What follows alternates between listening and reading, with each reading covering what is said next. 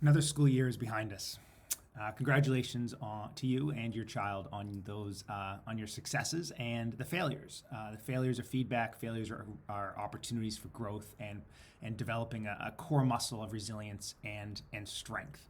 So congratulations on both fronts, and hopefully, as you look to the summer, it's a time to regroup and reflect and start to, in our world, really address other layers of opportunities to connect with our kids and to build a strong sense of self-efficacy around priorities that matter even more than school, right? And that has to do with health and family, and that has to do with self-regulation, executive function skills that relate to managing life. So during our summer, we talk about chores, right? We talk about even those those other lagging skills that may have to do with just quiet reading time, right? Building that reading muscle, that's sitting and attending to an enjoyable book muscle.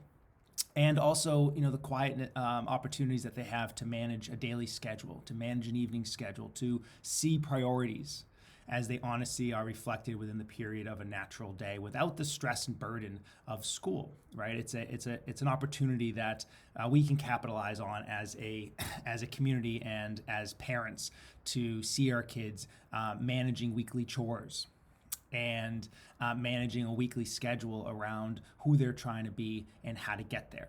It's an opportunity that we as coaches tackle with all of our clients during the quiet time of a summer. So maybe there's big picture stuff like essays for college, or maybe there's big picture opportunities like finishing Eagle Scout projects, or getting a job, or maintaining that job. These are awesome topics for building those executive function skills, those self-regulation skills, and those independent skills. So we, on a side note, there's also an opportunity for taking a role in the family regarding meals. Man, it's nothing better than having the responsibility of making dinner for your family on a Wednesday night. Yeah, keep it simple. It's grilled cheese and French fries, but that feeling of independence and connection to the family is invaluable. So it's summer is a chance for us as parents to make the most of helping our kids grow, in age appropriate, developmentally appropriate ways, to make more of a connection to their family and to the life that they're trying to live. So if you'd like us to be part of that, we are running parent groups on this one topic related to chores. It's an opportunity that we celebrate and we try to take advantage of, and we want to make sure that we are doing what we can to help parents out there, do it in a way that maximizes that time and attention and makes the most of your child's growth. So if we can help, please just reach out to us and see if you want to connect with one of our groups that are ongoing, not just during the school year or maybe on different topics, but this summer, focused on chores. I hope this helps. All the best.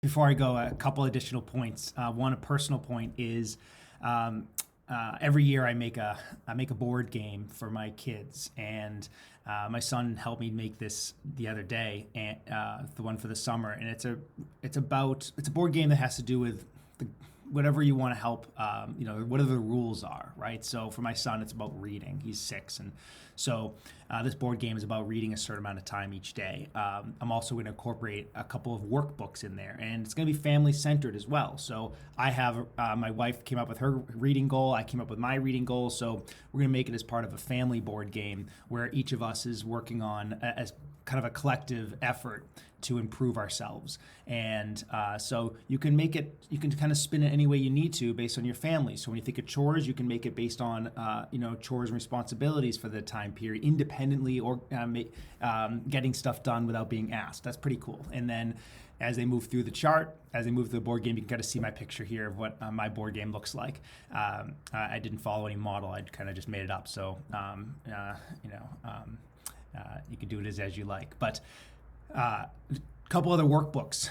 One is it's a summer workbook. You can kind of Google it on Amazon, and it's really engaging. I'll try to put a picture of it up here, actually, even a link to another video we did on preventing the summer slide. But Worldly Wise is a great workbook for students. I think you may want to wait till fourth grade to implement that, but it really works on some core skills that will prevent the academic summer slide. It's excellent. And the other workbook is more engaging for the younger kids. There's writing to do. There's reading. There's math. It's all encompassing. And it's great. It's great, especially if you make it rewarding and you make it part of a family mission. So I hope this helps, and all the best, and may you have a healthy and joyful summer. One last thing before I go. Honestly, do you want to know the rules to the board game? Thought this would be helpful. The rules are simple.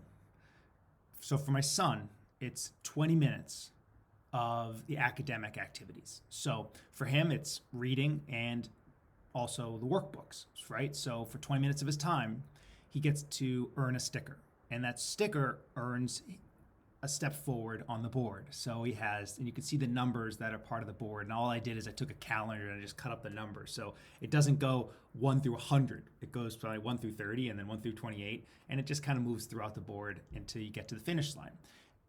After a sequence of numbers, there's a like a picture, it's like a little, literally it's in the sticker I just put in there.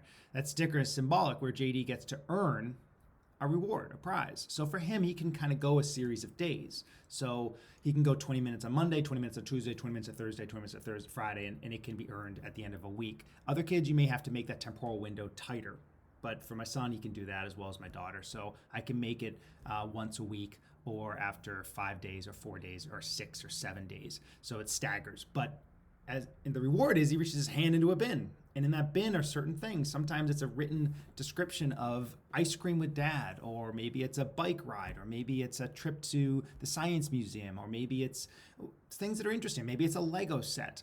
And sometimes he can reach his hand, or maybe if he pulls out a special card, he can reach his hand into a bin and just get like trinkets. It's like just the little trinkets that kids like. So it just depends. And sometimes there's probably 3 or 4 different or the same choice. Maybe it's ice cream, right? So he gets to pull it up. So, oh, cool! I get to go get ice cream. So you make it really accessible to parents, right? You don't make something you can't pull off, or that's too grandiose to figure out on a weekend. So make it meaningful, but engaging and fun, and they look forward to that hand. They're reaching into the bin and pulling out the drawer. So, and you can make it family focused. So my wife has her goals in terms of reading a certain number of books, and each book she finishes, she gets to reward. Me, I have the same goal as JD. I'm just focusing on 20 minutes a day. And for my daughter, she's going to have a workbook to work on, but she's also going to have a reading goal because she doesn't want to miss out on this family board game and trying to be the first one to the finish line. So I hope this helps. And if you do follow this, awesome. Share it out with me and the community. And I'd love to see what you're putting together and if it and how it works. All the best.